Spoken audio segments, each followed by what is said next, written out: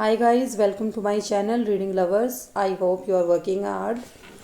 चलिए अब अपना अगला टॉपिक स्टार्ट कर लेते हैं। लेकिन अगर इससे पहले आपने अभी तक हमारे चैनल्स को सब्सक्राइब नहीं किया है तो सब्सक्राइब ज़रूर कर लें, जिससे आपको हमारी आने वाली वीडियो की नोटिफिकेशन मिलती रहे।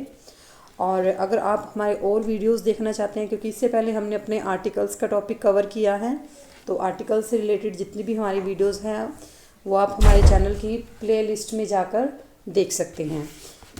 वो जो ये टॉपिक्स हैं वो एग्ज़ाम्स के पॉइंट ऑफ व्यू से बहुत इम्पॉर्टेंट रहते हैं। So let us start our new topic, noun.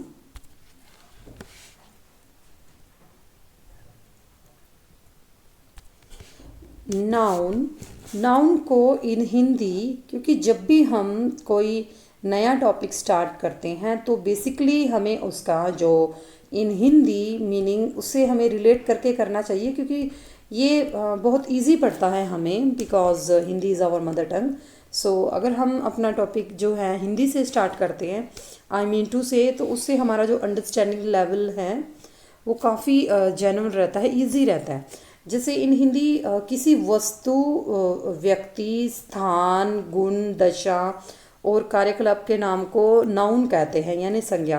क्योंकि ये शुरू से ही हम लोग पढ़ते आ रहे हैं कि संज्ञा किसे कहते हैं। तो ये इसकी डेफिनेशन है, यानी in English a noun is the name of a person. Noun कौन होता है? यानी कोई पर्सन, जैसे कि आप खुद से रिलेट करके भी कर सकते हैं। कोई प्लेस, जैसे आप जहाँ प्लेस पर रहते हैं। थिंग, कोई चीज़। या क्वालिटी मीन्स जो गुण होते हैं। और कंडीशन, सिचुएशन और एक्शन मीन्स जो काम करते हैं। लेकिन क्योंकि नाउन एक ऐसा टॉपिक है, इसके अंदर हमारी सारी एक्टिविटीज़, प्लेस, एक्शन, थिंग्स सब आ जाते हैं इसमें। सो इसको थोड़ा आप डिटेल से देखिए। जैसे इसमें क्या होता है कि नंबर 1 पे हमने अभी डिस्कस किया है कि पर्सन कौन होते हैं? जैसे किसी का नेम है, जैसे सपोज यहाँ पर मुकेश हैं। प्लेस यानी एक प्लेस का नाम, जैसे पटना हो गया, कोई भी, जैसे मध्य प्रदेश, कोई भी प्लेस मीन्स। और थिंग को होगी, जैसे पेन है, टेबल है, चेयर है। क्वालिटी गुण, जैसे हमारी ऑनेस्टी है, डिसऑनेस्टी है, ये सारी चीज़ें क्वालिटी, डिसक्वालिटी, क्योंकि ये सारी इसमें ही आ जाती हैं। कंडीशन है, जैसे इलनेस है, गुडनेस है। एक्शन मीन्स मूवमेंट, गति, चाल, जो हम कार्य कर रहे हैं। तो ये चीज़ें इसमें सारी आती हैं, और ये सारी किससे? एक ह्यूमन बीइंग से रिलेट करती हैं, उसके एक्शंस से। तो अब इसमें आता है नाउन कितने टाइप्स के होते हैं? मीन्स आप इसको ये समझ लीजिए कि इसके ये टाइप होते हैं, जैसे काउंटेबल और अनकाउंटेबल। जैसे कोई चीज़ जिसकी हम गणना कर सकते हैं, मीन्स जिसको हम गिन सकते हैं, वो काउंटेबल हो गया, क्योंकि काउंट का मीन्स होता है गिनती करना। और अनकाउंटेबल नाउन मीन्स अगण्य, यानी जिसकी हम गिनती नहीं कर सकते। अब आता है हमारे जिस काउंटेबल नाउन में, क्योंकि अनकाउंटेबल तो एक ही हो गए जो गिना नहीं जा सके, और काउंटेबल में इसके काफ़ी पार्ट्स हैं। जैसे नंबर 1 प्रॉपर नाउन, कॉमन और कोलेक्टिव। तो इसके 3 पार्ट्स हो गए यहाँ पर। यानी इन हिंदी प्रॉपर क्या हो गया? That is related to human, यानी व्यक्तिवाचक संज्ञा। Common noun that is relate to caste, I mean to say caste means यहाँ पर जाति, यानी एक क्लास की बात करता है ये। और कलेक्टिव, इसके आपको नेम से ही पता चल रहा है कि कोई समूह या समूहवाचक संज्ञा। तो ये आप इसका हिंदी मीन्स ज़रूर पढ़े साथ ही। तो ये जब हम चीज़ों को समझ के करते हैं तो चीज़ें आसान हो जाती हैं। फिर आता है अगण्य संज्ञा। इसके भी 2 पार्ट माने जाते हैं, मटेरियल और एब्स्ट्रैक्ट। क्योंकि मटेरियल में क्या है? मटेरियल क्या होते हैं? जैसे आपकी जो जितनी भी लिक्विड्स हो गए हैं, जैसे वाटर हो गया, ऑयल, या फिर आपका जो गोल्ड वगैरह है, जो मटेरियल थिंग्स हैं। और एब्स्ट्रैक्ट में भाव क्या होते हैं? हमारे जो डेली रूटीन्स की भाव मीन्स हमारे सुख दुख, इस तरह से हमारे जो मतलब मन की सिचुएशन को हम भाव कह सकते हैं। तो अब आगे इनको हम थोड़ा डिटेल में पढ़ लेते हैं। अब इसमें आता है हमारा first part, countable noun. Countable means जिनको हम काउंट कर सकते हैं, गिन सकते हैं। The nouns which can be counted, that we say it countable noun. Means number 1 इसका पार्ट है, जैसे वीना, गर्ल, क्लास एट्सेट्रा। ठीक है, नंबर 1 इसमें इसका ए पार्ट आता है, क्योंकि हमने ऊपर अभी डिस्कस किया है कि इसके 3 पार्ट्स हैं। सो इसको हम थोड़ा सा डिटेल में ही देखेंगे, क्योंकि इसको अगर इजीली हमें अंडरस्टूड करना है तो हमें प्रॉपर पता होना चाहिए कि नाउन कितने टाइप्स के होते हैं। The noun which denotes a proper person, place और थिंग। प्रॉपर का यहाँ हेयर मीन्स जो चीज़ परमानेंट होती है, एग्जिस्ट करती है, जो परमानेंट होती है, आई मीन टू से, जिसे प्रॉपर पर्सन, प्रॉपर मीन्स जैसे कोई पर्सन है, यानी नेम दे रखा है यहाँ पर नीलू, विनय, अजीत। प्रॉपर प्लेस है जैसे मुंबई, कोलकाता, दिल्ली। और प्रॉपर थिंग जैसे रामायण, गीता, बाइबल। मीन्स जो चेंज नहीं होता, मीन्स ये महाकाव्य हैं तो ये प्रॉपर रहेंगे ही रहेंगे। और जैसे प्लेस है यहाँ पर मुंबई, दिल्ली, ये एक प्रॉपर प्लेस है, ये ऑलवेज रहेंगे ही रहेंगे। और प्रॉपर पर्सन मतलब मीन्स कोई ह्यूमन बीइंग जब तक अलाइव है तब तक वो एक, जैसे विनय, अजीत या नीलू, इस तरह से ये प्रॉपर पर्सन, यानी एक उसी जैसा पर्सन, कोई दूसरा नहीं। तो यहाँ पर प्रॉपर का मीन्स ये है। फिर आता है अपना कॉमन नाउन। कॉमन नाउन क्या होता है? कॉमन, जो चीज़ कॉमन होती है, जैसे the noun which denotes common persons, place और थिंग्स। ये जो आपका प्रॉपर नाउन है और कॉमन नाउन है, आप इनको डिफरेंस करके भी कर सकते हैं, क्योंकि इसमें तो ए प्रॉपर पर्सन यानी एक सिंगल पर्सन, प्लेस, थिंग। और जो ये कॉमन है, कॉमन में मीन्स मैन, वुमेन। अभी यहाँ पर बात आई थी कि एक जैसे विनय, अजीत और नीलू, और यहाँ पर मैन यानी सारी मैन कम्युनिटी को दिखाता है। और यहाँ पर वोमेन यानी वोमेन, ये सारी वुमेन्स को मीन्स इसमें गर्ल चाइल्ड भी, फीमेल्स जितने भी हैं, ओल्ड यंग सारे आ जाते हैं। फिर आता है आपका कॉमन प्लेस। कॉमन प्लेस जैसे टाउन हो गया, स्कूल हो गया, तो ये यहाँ पर सभी कास्ट, सभी उसके जो स्टूडेंट्स पढ़ते हैं, तो वो कॉमन प्लेस हो गया, सबके लिए समान है। फिर आती है कॉमन थिंग्स, जैसे बुक, टेबल।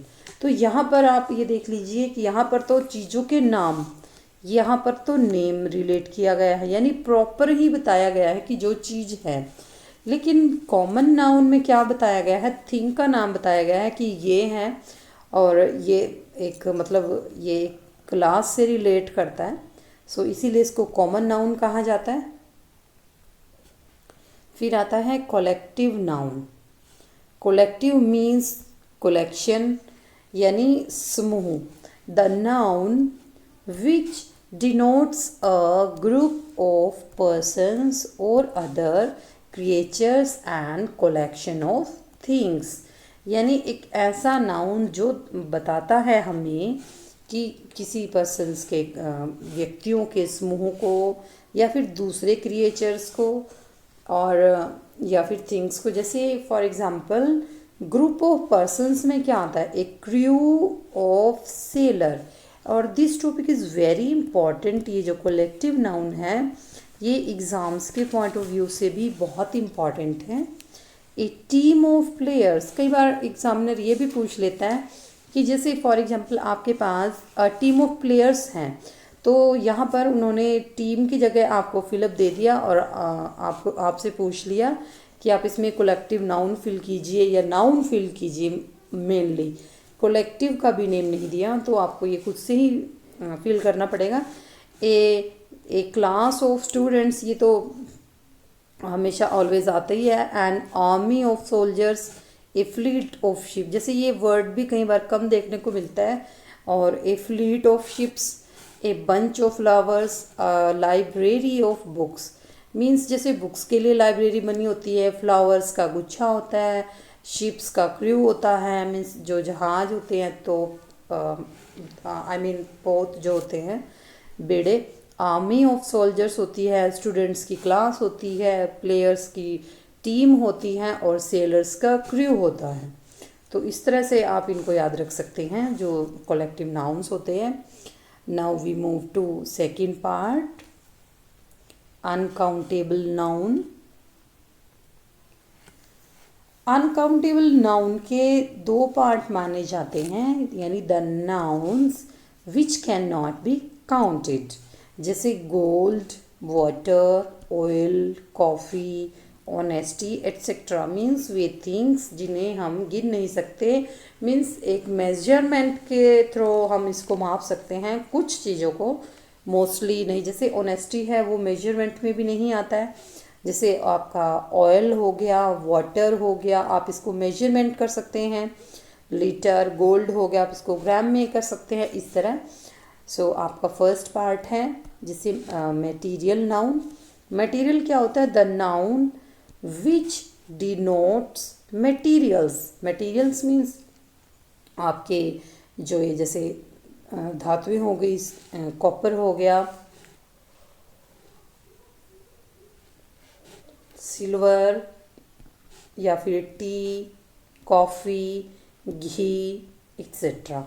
तो मटेरियल्स में ये चीज़ें आती हैं। फिर आता है option B, second part B, abstract noun.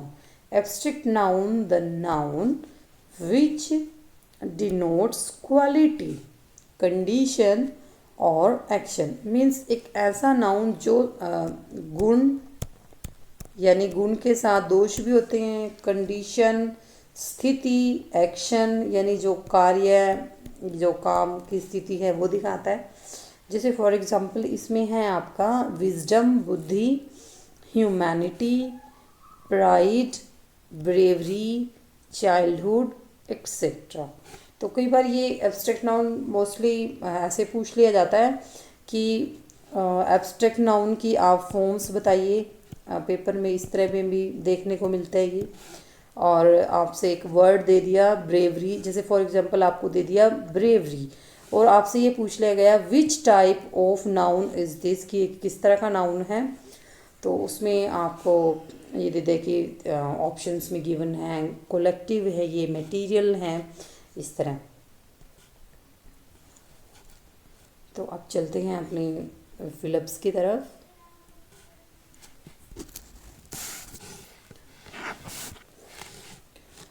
Fill in the blanks with abstract nouns formed from the words given in the brackets. Fill-ups करने का हमें क्या फ़ायदा होता है कि जब भी हम रूल्स पढ़ते हैं, लर्न करते हैं, तो अगर हम उनके साथ ही साथ फिलअप्स को कर लें या फिर उसके जो MCQs होते हैं वो कर लेते हैं, तो जो जितने भी रूल्स होते हैं जो हमने पढ़े होते हैं वो हमारे माइंड में स्टिक हो जाते हैं, बिल्कुल बैठ जाते हैं। तो चलिए इसमें देख लेते हैं। His question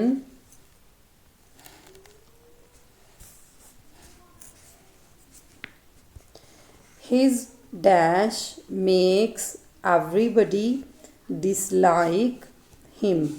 तो यहाँ पर जैसे फर्स्ट आपको एक एग्जाम्पल गिवन है कि आपसे क्वेश्चन पूछा गया है कि his dash makes everybody dislike him. तो आपको ब्रैकेट में दिया गया है कावर्ड और इसका आपने क्या बनाना है? Abstract nouns. तो कावर्ड का क्या बनता है? क्वार्डाइज। ठीक है, तो अब अपना फर्स्ट फिलअप करते हैं। माई dash in her dash is based on facts. तो आपके पास ब्रैकेट्स में है बिलीव एंड इनोसेंट। माई इस तो आपने क्या फिल करना है? इसमें एब्स्ट्रैक्ट नाउन बनाना है, यानी आपको इसकी इन हिंदी भाववाचक संज्ञा, इन हिंदी हिंदी में आपने सुना होगा जैसे भाववाचक संज्ञा। तो आपने बिलीव का बनाना है। बिलीव का क्या बनेगा? बिलीव, इसका बिलीफ बनता है। और इनोसेंट, इनोसेंट का क्या बनता है? इनोसेंस। ओके, सो यहाँ पर आएगा माई बिलीफ, फर्स्ट वाले में बिलीफ आएगा और सेकंड वाले में आपका इनोसेंस आएगा। फिर आता है second, dash is next to clean and godly. तो यहाँ पर आपका आएगा क्लीन का क्या बनेगा? आपका क्लीन का बनेगा क्लीनलीनेस, क्लीनलीनेस। और गॉडली का क्या बनेगा? ये गॉडलीनेस। तो इस तरह आपको ये एब्स्ट्रैक्ट नाउन आपने इसमें ऐसे फिल करने हैं चेंज करके। फिर आता है third one, dash is better then wise या स्ट्रोंग। वाइज का, वाइज से हम क्या एब्स्ट्रैक्ट नाउन बना सकते हैं? वाइज का बनेगा विजडम, यानी बुद्धि, जिसे इन हिंदी हम कहते हैं बुद्धि, बुद्धिमता। और शक्ति, स्ट्रोंग होता है शक्ति, स्ट्रेंथ, STRENGTH। तो स्ट्रोंग से बनेगा स्ट्रेंथ। सो फोर्थ वन है, his dash is admired by all, यानी उसकी प्रशंसा की जाती है किस चीज़ की? और ये वर्ड तो हम मोस्टली बोलने में भी बहुत आता है, स्पीकिंग में भी। इंटेलिजेंट का, इंटेलिजेंट का बनता है इंटेलिजेंस, इंटेलिजेंस,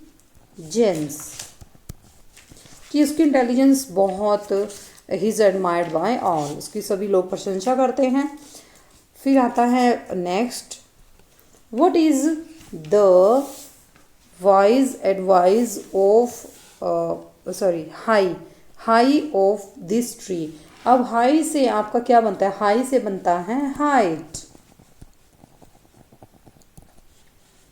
कि इस पेड़ की हाइट क्या है।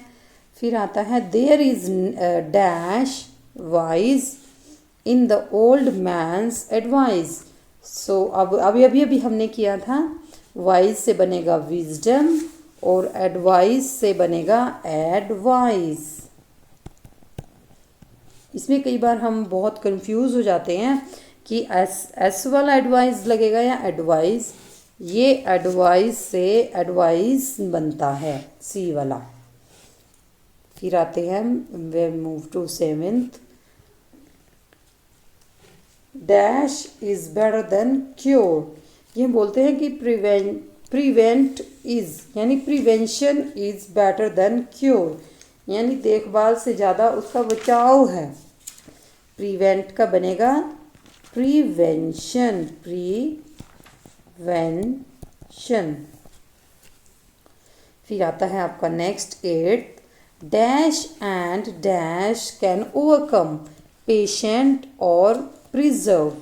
तो पेशेंट का बनेगा आपका पेशेंस, PATIENCE। और प्रिजर्व का बनेगा प्रिजर्वेंस, प्रिजर्वेंस, PERSEVERANCE। और ये एक बात ये है कि जो ये वर्ड है प्रिजर्वेंस, इस तरह के वर्ड्स आपके एग्ज़ाम्स में किस फॉर्म में आते हैं? ये आते हैं मिस स्पेल्ड के फॉर्म में, क्योंकि इनकी जो स्पेलिंग है उसमें आर और ई को एग्जामिनर उलट पुलट करके दे देता है और फिर हम उसमें कंफ्यूज हो जाते हैं। तो इस तरह की जो स्पेलिंग्स हैं वो आप राइट ज़रूर करें, तो मिस्टेक्स होने की संभावना फिर कम रहती है। फिर आता है आपका ninth, dash poor is a curse. ये एक प्रोवर्ब भी है। पॉवर्टी, पुअर से बनेगा पॉवर्टी, POVERTY, यानी गरीबी एक क्या है? अभिशाप है।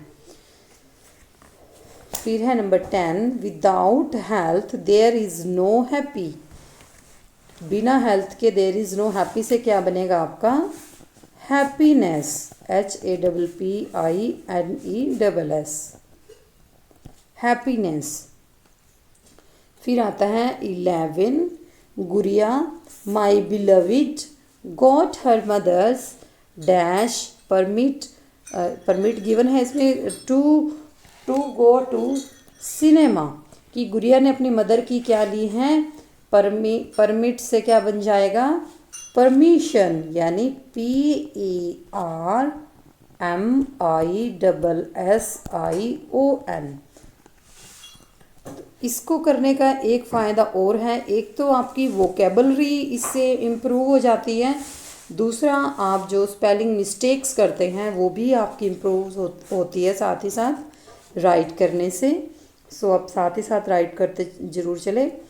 फिर है 12th dash to one's country is the duty of a citizen कि लॉयल क्या होती है वफादारी, लॉयल से बनती है आपकी loyalty LOYALTY loyalty. Number 13 he shows the number 13 पे आपका आता है he shows the quality of dash patriot. Patriot यानी इसमें एक पैट्रियोट से क्या बनता है आपका पैट्रियोटिज्म PATRIOTISM। तो कई बार ये हमें बोरिंग लगता है कि हम इसको ऐसे बिल्कुल स्लोली कर रहे हैं, लेकिन अगर आप ये वर्ड्स ऐसे राइट करके करते हैं तो एग्ज़ाम्स के पॉइंट ऑफ व्यू से आप अपनी वोकेबलरी बहुत स्ट्रॉन्ग कर रहे होते हैं। So never ignore it. 14 mister Thakur won many medals for his brave से बनता है, आई थिंक ये वर्ड बहुत बार सुनने में आया है, ब्रेव से बनता है ब्रेवरी बहादुरी। नेक्स्ट आता है अपना लास्ट द डैश में आता है lose of the purse was reported to the teacher. Lose से बनेगा लॉस LOSS। तो इस तरह आप अपने सेंटेंसेस को फिल करिए।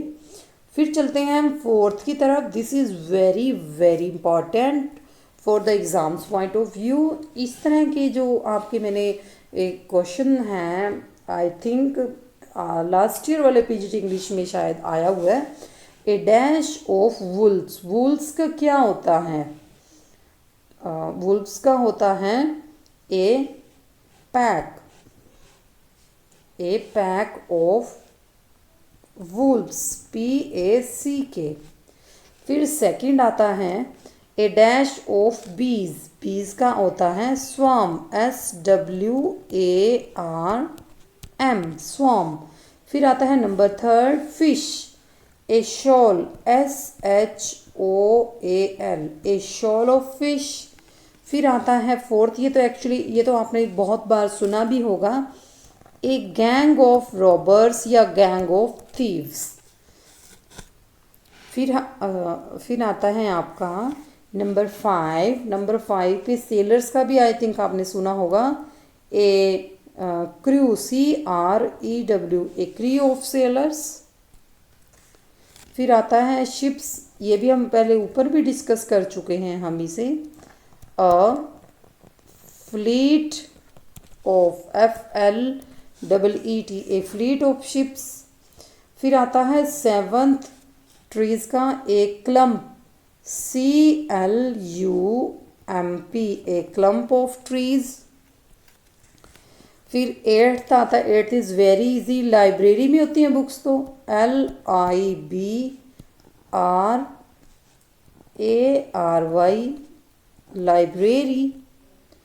फिर आता है 9 प्लेयर्स का भी it's very easy, a team of TEAM a team of players. फिर नंबर 10 पे है a dash of puppy litter LITTER litter a litter of puppies. आप इन चीज़ों को आई थिंक मेरे साथ साथ लिखते चलिए, बहुत ही इम्पॉर्टेंट है ये टॉपिक एग्ज़ाम्स के पॉइंट ऑफ व्यू से और वैसे भी ग्रामेटिकल व्यू से भी। नेक्स्ट है a dash of cattle, cattle का क्या होता है झुंड होता है AHERD A herd of cattle. फिर है a dash of workman, workman का भी गैंग होता है, ए गैंग ऑफ वर्कमैन। फिर आता है आपका number 13 stones, A heap, HEAP, A heap of stones. फिर आता है 14, ये भी हम बहुत बार सुनते हैं, bundle of sticks, BUNDLE, A bundle of sticks. I hope you have understood, यहाँ तक क्लियर है।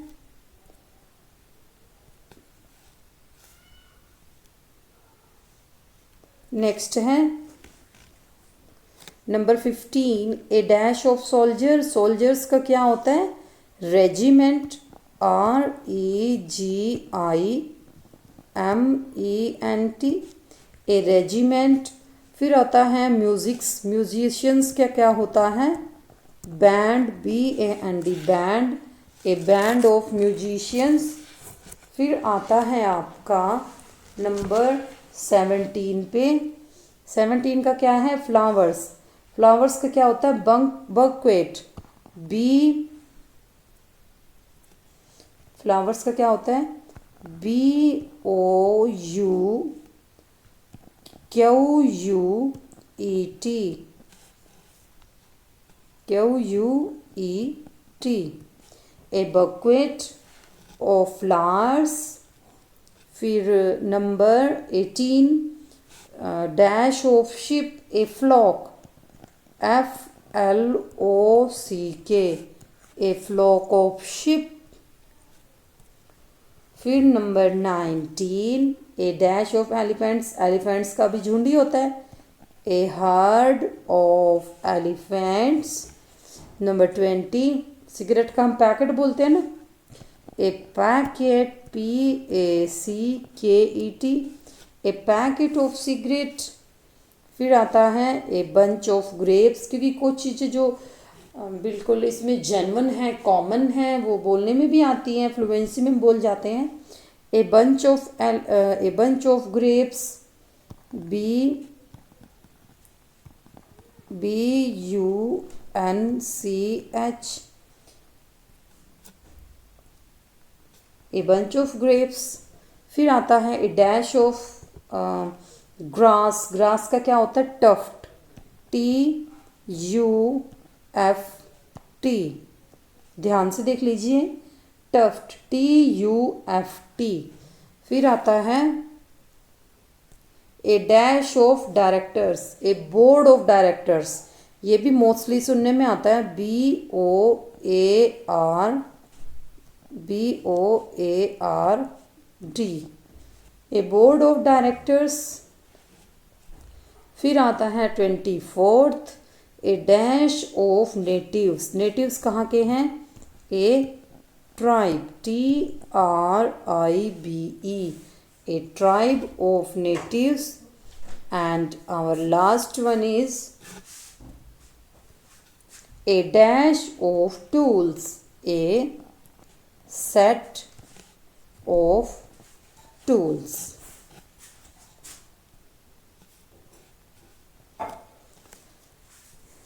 तो इस तरह से आपने ये सारे वर्ड्स इनको लिख के आपको राइट करके आपको याद करना है, क्योंकि जो चीज़ें हम लिख लेते हैं वो हमें बहुत लंबे टाइम तक याद रहती हैं। So I hope you have understood all the nouns, और आप इनको अच्छे से लर्न करिए, रिवाइज करिए। So thank you so much.